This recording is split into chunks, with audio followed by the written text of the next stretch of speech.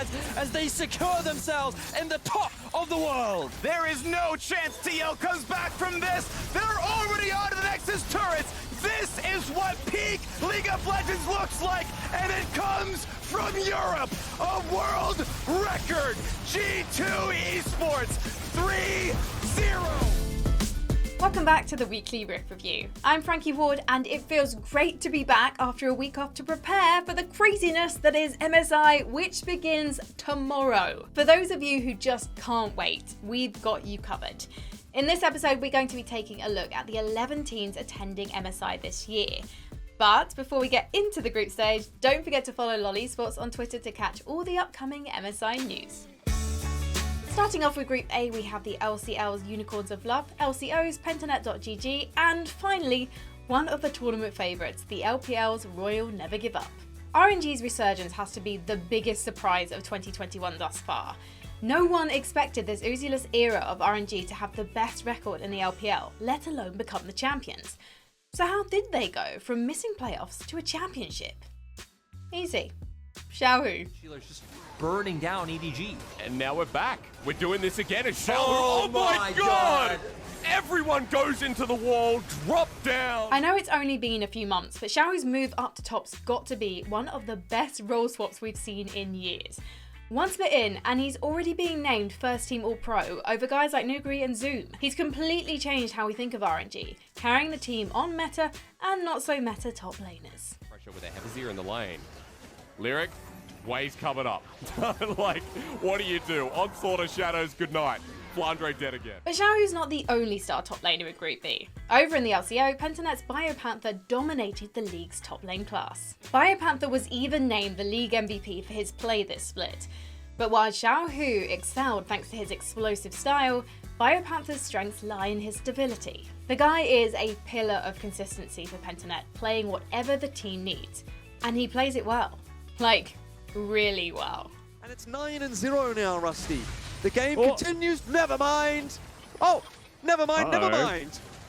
He's getting resurrected by Halo. Still alive right now is Violet, but for how long? Killer Instinct from Praedyth, and this might be the turn that Pentanet was looking for. Peace tanking the tower. Appy can't survive. Aladoric also low, and Halo surely down to Pabu. You'd have a hard time finding a game this split where Biopanther played badly. That may sound insane, but when you see Pentanet's 13-1 regular season record, it starts to make sense. Especially seeing as Pentanet's one loss came in the final week, when support Decoy decided to randomly play Amumu. And they first picked the Amumu. So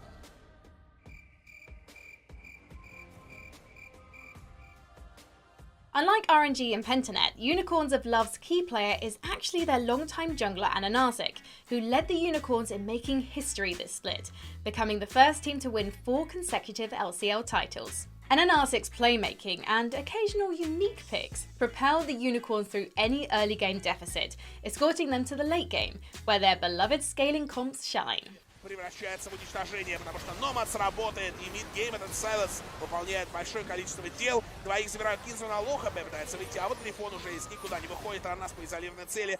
Дамажа до сих пор очень много. Трипл килл от Аранаса, забирая корки, делают эйс. Unicorns of Love, Аранас делает квадрокилл.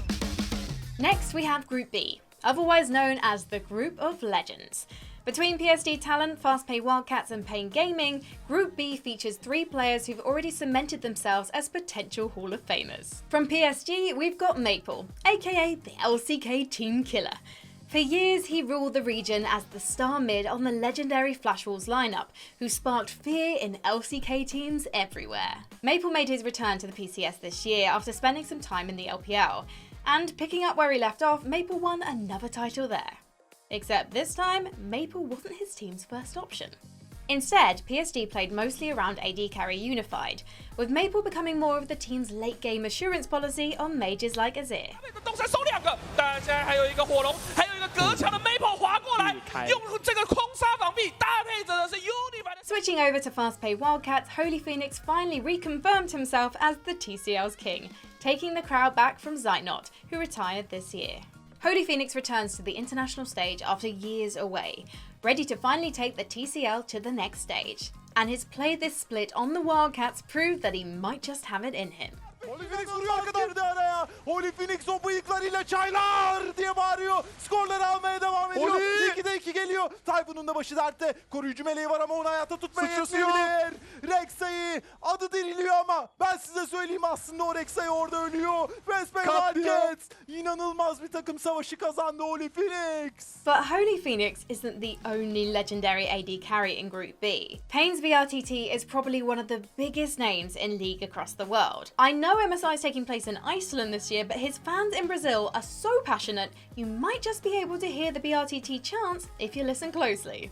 Jokes aside, the veteran AD carry looks sharper than ever this split, regularly taking over teamfights on hyper carries. VRTT even brought out his famous Draven a couple of times in the playoffs, winning both of those games, I may add. Rapidamente, agora também vai essa quest no Tinoz. Ele deixa o dragão de lado, Lucy na linha de frente, naquela segurada, decreta do Imperador. Mas olha, bate, olha o Carioca, tá na backline. Já cai o Lucy, mas também já vai caindo aos poucos. A equipe da Loud pegou abaixo do RTT.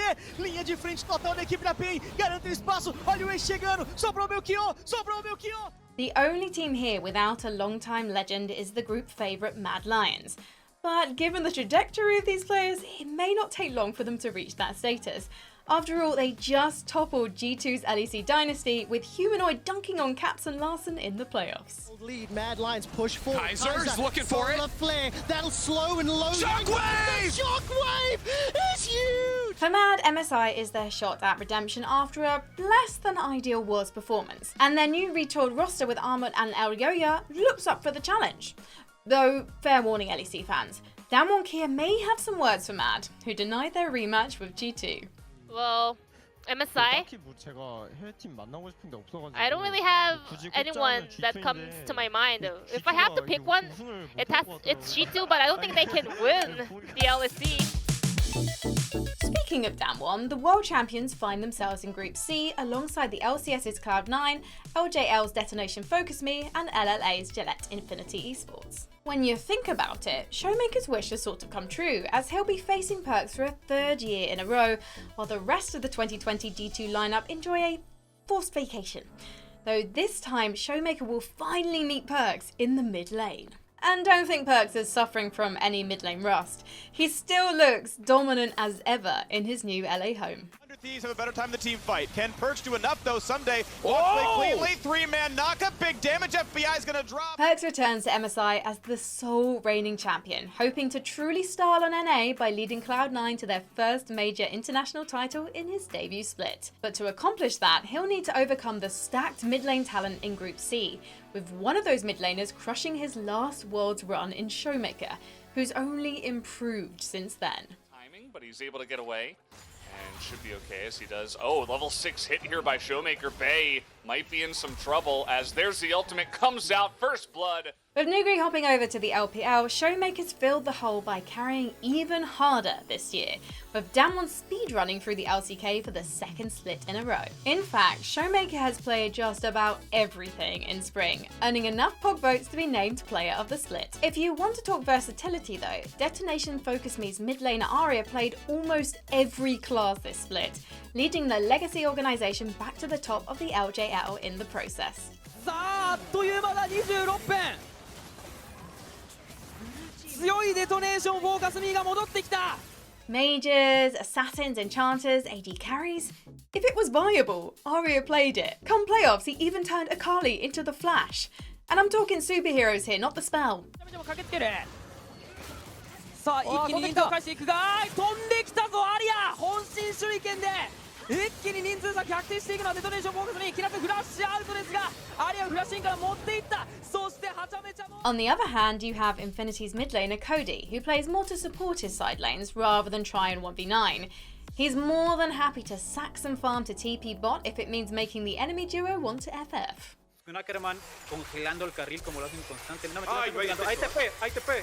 Atención, hay doble teleportación, una de cada lado. Entra con todo Solid Snake, lo va a terminar agarrando bien a Baula. Erri muy pero muy tocado, no tiene destello para salir. Ackerman no, finalmente Cody se termina quedando con el asesinato. Desaparecen a Solid Snake, uno por uno. Va a terminar cayendo Boogie en manos de Wild Lotus. Está pegando gratis, top lop en contra de dos jugadores, no hay nada que hacer. Like Maple, Cody prefers to play the scaling mages, backing up his all-star bot lane in White Lotus and Ackerman, who are prone to taking over games.